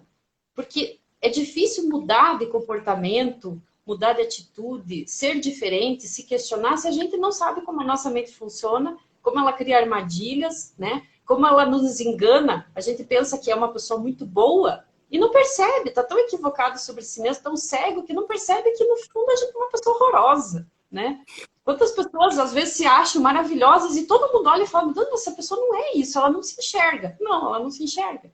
Porque para se enxergar, a gente tem que parar de olhar para fora e começar a olhar para dentro. Então, crianças aprendendo na escola a meditar, meu Deus, que bênção, que maravilha. Quem me dera poder, né, desde criança eu ter começado. E em presídios, a gente vê que tem, né, tem alguns, acho que tem em Minas, que tem Vipassana, né, em presídios. E, claro, não é para todo mundo, nem todo mundo vai conseguir, mas os que conseguem, eles têm enormes progressos, eles conseguem refletir sobre os atos, né? Os atos criminosos que levaram eles à prisão. A gente consegue rever coisas da nossa vida, né? Perceber aonde erramos, aonde não erramos. Então, eu acho fantástico, porque é uma forma de... Caprice, porque essas pessoas, elas não estão lá à toa, né? Elas estão lá por causa de uma história inteira, assim. Então, refletir também sobre isso, né? O que me levou a esse ato, né? Porque a gente olhar para um presidiário e só colocar culpa nele e o resto da história do cara, né? Desculpa, eu te cortei, mas... Mas é tudo isso aí mesmo, refletir sobre o todo, né? O todo da existência da pessoa. E eu acho que é uma coisa super importante, super necessária, porque se as pessoas perdessem mais tempo olhando para dentro delas, com certeza esse mundo estaria muito melhor, né? Em todos os aspectos. Porque a tendência é sempre olhar para fora, a culpa é sempre dos outros, né? A gente assume méritos que às vezes nem são nossos rapidamente. E a culpa a gente sempre terceiriza, né? Então, o que é ruim sempre é dos outros, o que é bom é sempre meu. O nosso ego é assim. E a meditação começa a fazer a gente enxergar, né? Como a gente faz coisa errada também, como a gente está criando sofrimento nesse mundo. Como eu poderia estar fazendo coisas melhores e não estou fazendo porque eu tenho preguiça, porque eu não quero perceber, porque eu sou cega. E a meditação, ela vai fazendo a gente enxergar coisas feias nossas, né? Coisas que precisam ser transformadas, vão desconstruindo essa autoimagem iludida que a gente tem sobre nós, esse nosso ego que acha que sabe tudo, vai desconstruindo. Então, eu acho super válido e super importante, e necessário nesse mundo. Acho que é vital, né? É vital, porque é um caminho de autoconhecimento, né? E se essas pessoas não se conhecerem, né? Essas pessoas que estão marginalizadas, e aí eu não falo só daqueles que cometeram atos ilícitos, mas você levar a meditação para uma comunidade, por exemplo, onde as pessoas não têm autoestima, né? de sabendo o seu potencial, a meditação vai potencializar isso, ela vai mostrar quem elas são, então vai sair muita coisa boa dali também, né?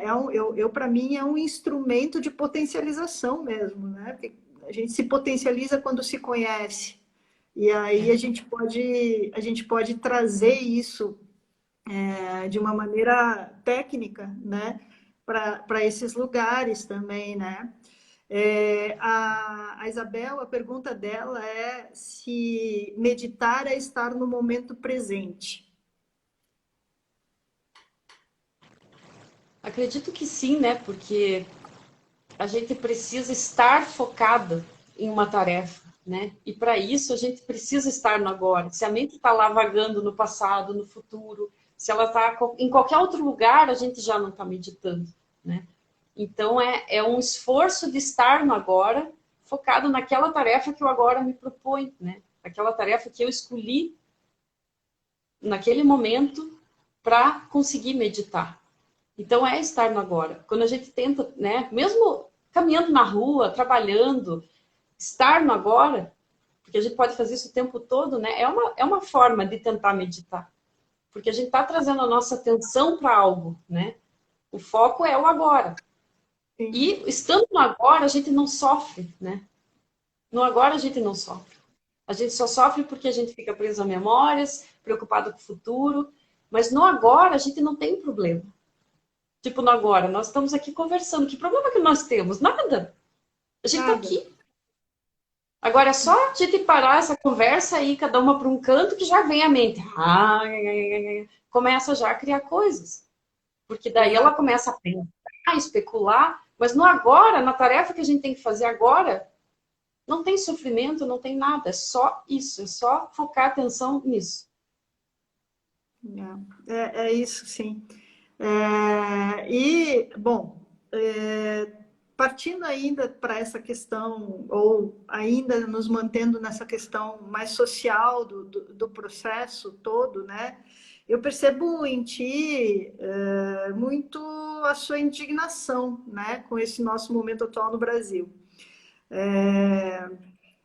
A gente compartilha de muitos pontos de vista, né? E, ao meu ver, isso é uma questão particular minha, eu acho que a gente deve se expor, né? Falar do que a gente acha correto, defender quem não consegue se defender sozinho, lutar pelas causas menos favorecidas, né? Eu já fui taxada de várias coisas por causa dos meus posicionamentos, né? E imagino que você também tenha sido, né? O que mais eu recebo é uma pessoa que trabalha com espiritualidade, eu não sei o que é trabalhar com isso, mas enfim, uma pessoa que trabalha com espiritualidade não deveria entrar tanto em polêmicas e tal, né? O que a gente pode dizer para essas pessoas, né? Que tragamos lá dos ensinamentos do yoga, né? Que entre as suas práticas inclui a meditação. Por que você acha que a gente deve se colocar? Por que é que você se coloca? Essa é uma pergunta que eu sei a resposta, mas é tão difícil pôr em palavras, né? Eu acho que é vital se colocar, né? Porque à medida que a gente não se coloca, a gente pode estar contribuindo para a perpetuação de algo muito horrível, né? Eu sempre tento cuidar muito, porque a gente sabe que nesse mundo de dualidades, né, todas as coisas contêm tudo, né? Não tem o bem e o mal, não tem o político bonzinho e o santo e o demônio, não tem nada disso, né? E a gente, com a nossa mente também, que está sempre na dualidade, a gente tem uma tendência a querer se identificar mais com uma coisa e menos com outra, e julgar. Então, eu sempre fico num conflito, assim, eterno, né? Não quero seguir por esse caminho, porque daí eu posso me polarizar demais e ficar cega para outras coisas, né? Tentar ficar sempre no caminho do meio. Mas é impossível, a gente está encarnado aqui. E a gente tem essa mente. E eu não iluminei ainda, né? Ainda não estou nesse todo. Então, o que eu percebo existem coisas que parecem muito injustas, né? Existe muito sofrimento nesse mundo. E a gente pode contribuir. Dentro do que eu percebo que eu posso contribuir, eu me posiciono. Eu tento não ser injusta de achar que só uma coisa é boa e a outra é ruim, né? Porque eu acho que isso também é muito ilusório. Mas eu acho que é importante a gente se posicionar, porque existem pessoas que não têm voz. Existem pessoas que estão vivendo situações que são muito horríveis. Eu me percebo como uma pessoa com muitos privilégios, né? Eu sempre digo, eu nunca vou saber o que é ser uma mulher negra. Eu não sei, eu posso tentar me colocar no lugar, eu posso tentar ter empatia, perceber, mas eu não sei o que que é. Eu não sei o que é ser um homem gay que apanha na rua. Eu posso tentar compreender, eu posso tentar acolher, mas eu não sei, eu nunca passei por isso de verdade. Mas, ao mesmo tempo, eu posso ajudar de alguma forma, né? Eu posso ouvir, eu posso sentir dentro de mim o que eu acho que essa pessoa merece, né? Por que que eu posso, de repente, casar com quem eu quero e aquela pessoa não pode só porque ela é gay? Por que que eu posso correr na rua sem ter perigo de acharem que eu estou assaltando alguém, fugindo da polícia? Por que que eu posso entrar numa loja e não ter uma pessoa me vigiando só porque eu sou branca? Acham que eu não vou roubar? E eu sempre penso, por que que para mim é fácil e para os outros não é? Assim como para mim tem coisas que são difíceis por ser mulher, né? Mas assim, eu sempre penso, por que que alguns têm e outros não têm? Isso, para mim, é muito errado. Porque todos têm que ter as mesmas coisas. Todos têm que ter os mesmos privilégios. Se é para ter, então que todos tenham, né? Ou que ninguém tenha, então. Eu penso que tem coisas que a gente pode contribuir. Quando a gente se omite, a gente está permitindo a perpetuação desses desequilíbrios, dessas desigualdades, né? No direito tem uma máxima que fala que é necessário... eu esqueci o jeito certo que fala, mas... Você não pode tratar igualmente situações desiguais. É mais ou menos assim. E é verdade. A gente tem que perceber. Oi? A tal da meritocracia, né? Existem desigualdades e elas têm que ser corrigidas, né? Precisam ser. Então, quando a gente não toma partido em algo, às vezes, a gente está contribuindo para perpetuar aquilo. E isso é horrível, né? Eu sempre penso, época da Segunda Guerra Mundial, a gente estuda na escola e pensa, por que que deixaram aquilo acontecer? Como é que as pessoas não viram? Alguns não viram mesmo. Outros viram e fingiram que não viram. Mas e a consciência, como é que fica? Eu tenho consciência, eu não suportaria a minha própria consciência. Eu não suportaria. Então, eu penso que a gente tem que se engajar. Tomando cuidado para não cair nas polaridades, né? Para não achar que só uma coisa é boa, a outra é ruim. A gente não pode ser tão ingênuo, né? De acreditar que um ser está completamente protegido de defeitos, né? Todo mundo tem defeitos e qualidades. Mas dentro disso, a gente tenta escolher aquilo que contribui por todo, né? Para a igualdade, para tornar esse mundo um pouco menos sofrido, um pouco menos desigual, né?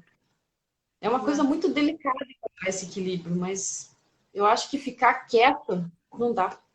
Não dá. Eu não consigo. Assim, a gente está vivendo um momento que eu também me questiono muito, né? O tempo inteiro, assim, em como me colocar, em como falar, mas eu chego muito no conceito de ahimsa, sabe?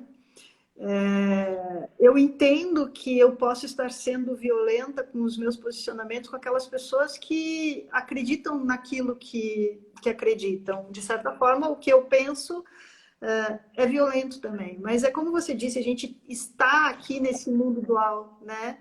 E nesse mundo dual, eu tenho que fazer escolhas, né? E dentro dessas escolhas, Graziela, né? Eu preciso escolher aquilo que fala mais alto a minha própria natureza, aquilo que eu acho que funciona para que esse mundo melhore, né? E aí, então, eu realmente, assim, da mesma forma que você, acho que a gente precisa se colocar, né? E também o fato de que espiritualidade nunca foi e nunca será passividade, né? A gente tem vários exemplos aí, nós temos um Jesus Cristo para trazer aqui para o Ocidente, que quebrou o templo lá dos vendilhões inteiro, saiu chutando tudo, né? Porque naquele momento era o que precisava, né? Então, espiritualidade não é ser passivo, né? É ser pacífico, é outra coisa, né? Então, é isso, assim, eu queria trazer um pouco disso, eu tenho sempre procurado nas lives colocar um pouquinho disso, para trazer essa questão também para a conversa, né? Como que a gente se coloca dentro disso, né? Como que a gente está atuando dentro disso, sendo duas pessoas que formam pessoas, que a nossa fala é escutada, né? Então, como que a gente está dentro disso, né? Bom, então eu vou finalizar agora com uma última perguntinha, com uma última questão para a gente, né? É, a felicidade suprema, né, na filosofia védica, ela se chama Ananda, né? Então, a Ananda, ela compreende três itens, né? Ou três partes, vamos dizer assim, que é essa felicidade suprema superior que a gente vislumbra, né? Você falou daqueles samadhinhas, né? Então a gente vislumbra essa felicidade suprema, né? Quando a gente atinge rapidamente tem esses relances de samadhis na nossa vida, né? Então essa felicidade para ela ser suprema, ela tem que ser absoluta, né? Ela precisa ser uma felicidade absoluta, ou seja, não há nada que tire aquela felicidade daquele lugar. Ela tem que ser permanente, ou seja, ela não pode ser oscilante, como você mesma disse, né? O estado de samadhi, o samadão, ele é permanente, né? E plena. Tá? Então, são três pilares do que é um estado de Ananda, né? E também, segundo essa tradição védica, né, não tem motivo algum para que nós, seres mortais aqui, a gente não vivencie essa felicidade suprema, né? Ela é nossa, ela nos pertence, nós somos ela, nós somos essa felicidade, né? Só que a gente não encontra essa felicidade, a gente está cego para ela porque a gente tem uma péssima autoimagem de quem nós somos, né? O ser humano, ele não sabe quem ele é, ele não sabe da sua grandeza, ele não sabe de o quanto ele é potente, né? Ele não sabe da sua expansão, da sua expressão, o quanto pode ser, né? E o quanto a gente é merecedor também dessa realidade, dessa felicidade suprema, né? Você acha que a meditação pode nos dar mais condições de nos atentarmos para isso, né? Para a nossa realidade suprema, né? A nossa realidade última, né? E por conseguinte, que a gente atinge esse estado de Ananda, né? Eu vi um vídeo da Glória Ariere esses dias, onde ela falava que no fim de tudo, o que a gente busca é Ananda. Ananda reúne Chita, Ananda reúne Sat. Satitananda se resume em Ananda, né? E é isso, porque essa felicidade suprema é o que a gente busca, é a perfeição, né? E a gente é isso, só que a gente tem um pequeno problema de autoestima, né? E de se reconhecer. Como que a meditação ajuda a gente a encontrar essa felicidade? A meditação, ela ajuda a remover esses véus, né? Que estão interpostos entre Ananda e essa visão que a gente tem equivocada de tudo, né? As nossas identificações excessivas com todas as coisas, essa tendência de olhar sempre para fora e acreditar que o nosso valor existe a partir do que os outros dizem, né? Na psicologia, não sei até se não é a psicanálise que fala, né? Eu não sei porque não é a minha abordagem, mas é que a gente se constitui pelo olhar do outro, né? Pelo que o outro diz sobre nós. Então, é muito equivocado isso, né? A gente pode se constituir dessa forma, mas depois a gente tem que se desconstituir disso. Deus me livre, não dá para ficar, né? Achando que sempre a gente vai ser a partir do olhar do outro, do que o outro vê, espera, se ele me deseja, se ele me odeia. Não dá para a gente ficar prisioneiro disso. Então, a gente precisa meditar para poder ir removendo esses véus, para poder voltar para dentro, né? E começar a perceber o que nós realmente somos. Porque quando a gente chega nesse núcleo, lá dentro, a gente vê que nós sempre fomos o que a gente sempre buscou fora, né? Nós sentimos uma paz incondicional, nós sentimos esse amor que a gente tanto busca fora.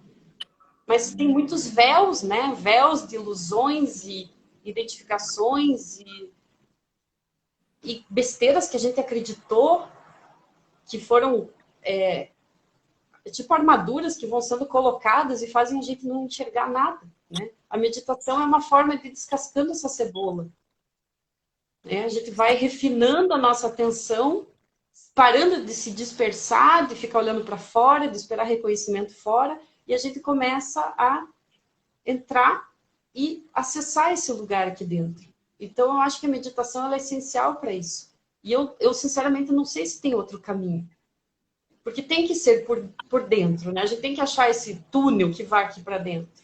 Não vai ser fora que a gente vai encontrar. Não vai. Sim. Eu acho que esse tema de hoje, ele pode se abrir para tantas coisas, né? Porque, na verdade, a meditação, ela nos leva nesse caminho de autoconhecimento, né? E quando você se conhece, você busca aquilo que é bom para você, de verdade, né? Não aquilo que satisfaz os seus apegos e os seus gatilhos todos, né? E aí você é feliz, porque você começa a se aproximar daquilo que é bom para você, né? Então aí você vai galgando passos nessa felicidade, né? Então eu acho que realmente assim é vital, é necessário, né? Então, pessoal, meditem, é muito importante, né? Vão em busca dessa prática. Bom, alguém teria alguma questão para fazer para a gente? Porque a gente vai finalizar a live agora, né? Vamos ver se tem mais alguma coisa aqui. Caprice, eu gostaria de te agradecer imensamente por ter aceitado o convite, né? Acho que é um tema necessário, ele pode se abrir para muita coisa, a gente ainda pode fazer outras lives trazendo esse assunto de uma maneira diferente, né? Então, gratidão, né, por estar aí. E, pessoal, muito obrigada também, grata por todos vocês ficarem com a gente aí quase 2 horas, batendo papo, muito bom, né, como sempre. E aí, se você quiser falar alguma coisa, a gente está aberto para você, Caprice. Eu só posso agradecer, né? Eu tinha um pouco de resistência de participar desse tipo de coisa, mas como essa pandemia está impulsionando coisas novas, né? Eu te agradeço, me senti à vontade e eu pensei que com você eu conseguiria fazer isso. Com você eu conseguiria. E realmente deu certo, foi muito bom, agradeço muito. Acho que é essencial a gente ter essas reflexões, né? Principalmente nesse momento que a gente está vivendo, em que a vida está obrigando todo mundo a ficar em contato consigo mesmo. Então a gente tem que saber o que fazer com esse tempo. As pessoas estão muito perdidas, elas falam para mim, eu não sei o que fazer com esse tempo. Eu estou desesperado, estou correndo atrás do rabo. Então tem coisas que a gente pode fazer, tem muitas coisas que a gente pode fazer. É só a gente parar de olhar para fora e começar a olhar para o que está acontecendo aqui, né? O meu corpinho precisando de algumas coisas, minha mente.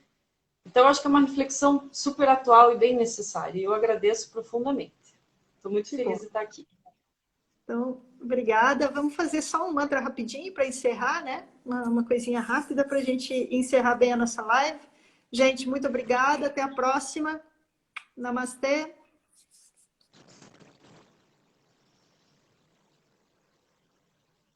Om Shanti, Shanti, Shanti.